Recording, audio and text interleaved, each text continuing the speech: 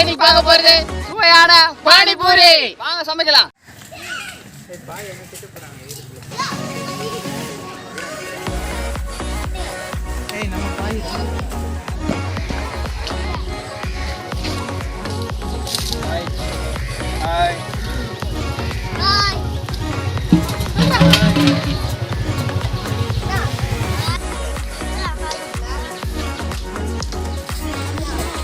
பானிபூரிக்கு தேவையான பானி ரெடி பண்ண போகிறோம், அதாவது தண்ணி ரெடி பண்ண போகிறோம். முதல்ல வந்து பார்த்திங்கன்னா புதினா, மல்லி, பச்சை மிளகாய், மாங்காய், இஞ்சி, சிறிதளவு புளி, இது எல்லாத்தையுமே சேர்த்து நம்ம ரெடி பண்ணி அரைச்சிக்க போகிறோம். இப்போது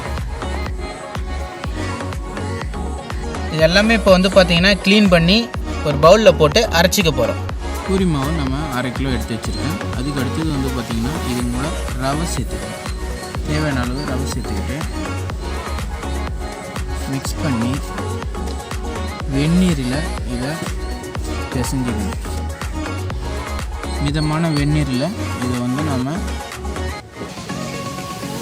கை தாங்கக்கூடிய அளவுக்கு சூடு இருந்தால் மட்டும் போதும். சூடு வெந்நீரில் கலந்து பிசைஞ்சிக்கணும். உப்பு சேர்த்துக்கணும். தேவையான அளவு உப்பு சேர்த்து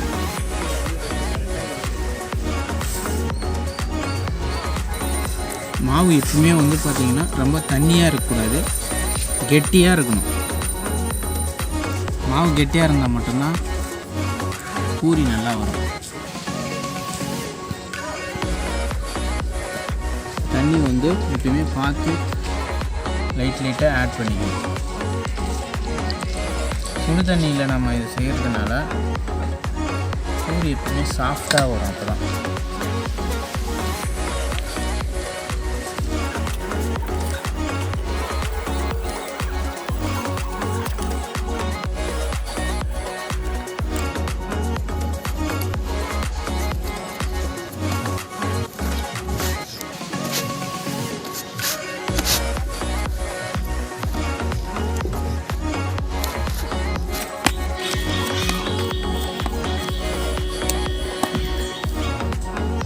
எண்ணெய் போட்டு நல்லா பிசைஞ்சாச்சு. இதை வந்து ஒரு 1/2 மணி நேரம் மாவை ஊற வைக்கணும்.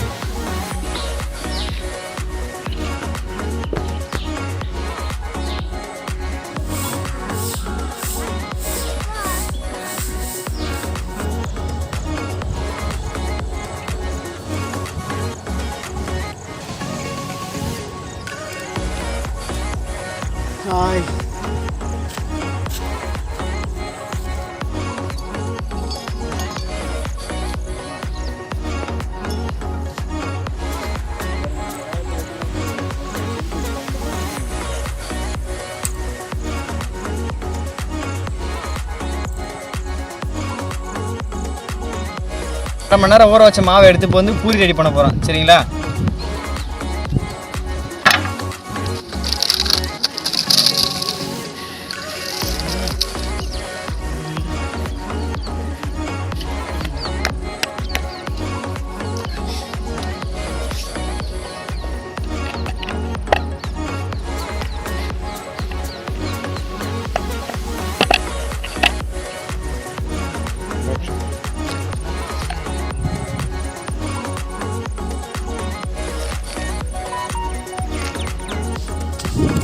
உருட்டும் போது பார்த்தீங்கன்னாக்கா ரொம்ப தடிமாகவும் இருக்கக்கூடாது, ரொம்ப மெல்லியாகவும் இருக்கக்கூடாது.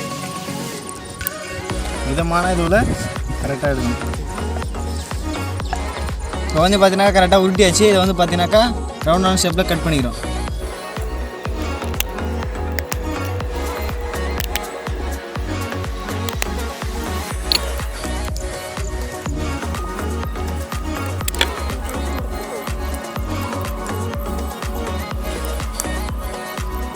எண்ணெயை ஊற்றி காய வச்சுக்கிட்டு நம்ம பூரியை போட்டு இப்போ எடுத்துக்க போகிறோம்.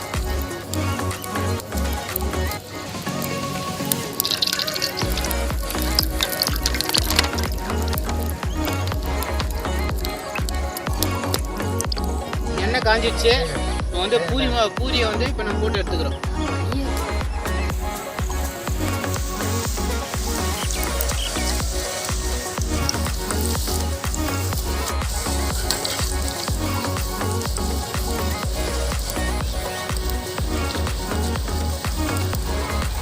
பானிபூரி நல்லா உப்பி வந்துருச்சு.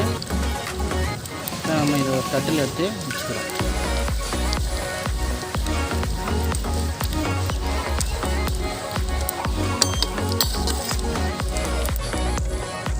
வந்து பார்த்திங்கன்னா இது நல்லா உப்பி வந்துருக்கு பாருங்கள். இதை வந்து நம்ம ஓட்டை போட்டு தண்ணி வச்சு குடித்தா சூப்பராக இருக்கும். பூரி இப்போ பார்த்தீங்கன்னா உப்பி நல்லா பெருசாக வந்துருக்கு பாருங்கள். அப்படியே பாருங்கள், உடச்ச உடனே அப்படியே உடையுது பாருங்கள்.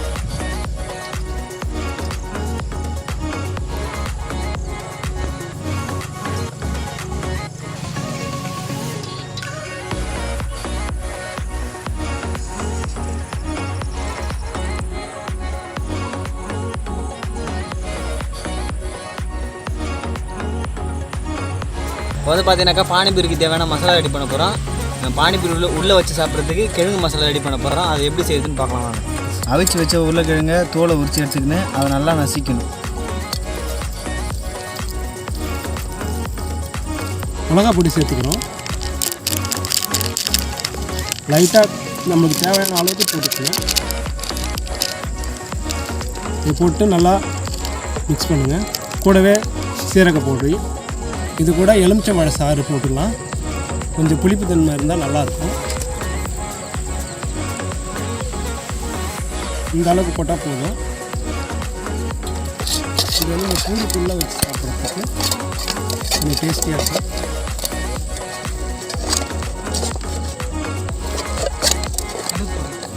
இது கூட ஆனியனும் சேர்த்துக்கணும். இது கூட கொண்டைக்கடலும் போடலாம். அது தேவைன்னா போட்டுக்கணும்.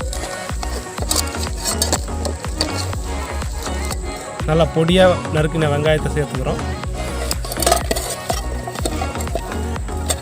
இன்னும் கூட நல்லா பொடியாக கட் பண்ணணும். கட் பண்ணியிருந்தால் இன்னும் நல்லா இருக்கும். இப்போதைக்கு இப்போ இது ரெடி ஆகிடுச்சு. அடுத்து பானி தண்ணியில் வந்து பெப்பர் பவுடர் சேர்த்துக்கலாம். பானி ரெடி ஆகிடுச்சு. இப்போ அதில் வந்து எலுமிச்சம்பழம் சாறு போட்டுக்கலாம். இது வீட்டிலே மிக்சியில் அரைச்சி எடுத்துன்னு வந்துட்டோம். ஓகே, அடுத்தது வந்து பெப்பர் பவுடர் போட்டுக்கலாம். சீரக பவுடர் போட்டுக்கலாம். கூடவே சாட் மசாலா போடலாம், இல்லைன்னா அப்படியே கூட போடலாம். சுவையான பானிபூரி ரெடி ஆயிடுச்சு. வாங்க சாப்பிடலாம்.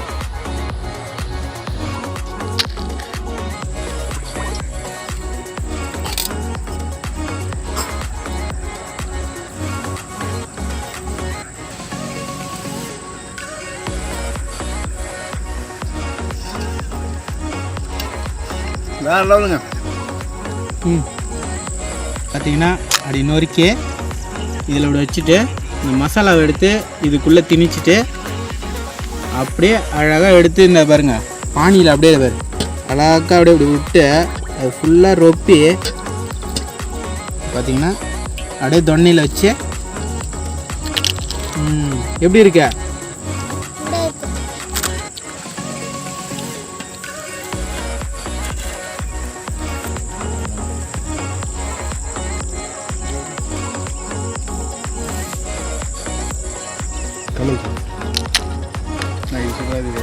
இன்னும் கொஞ்சம் லைட்டாக இருந்தது.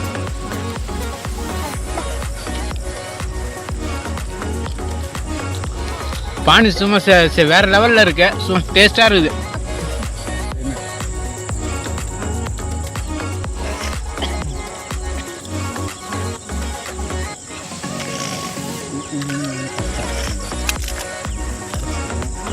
நல்லா இருக்கு.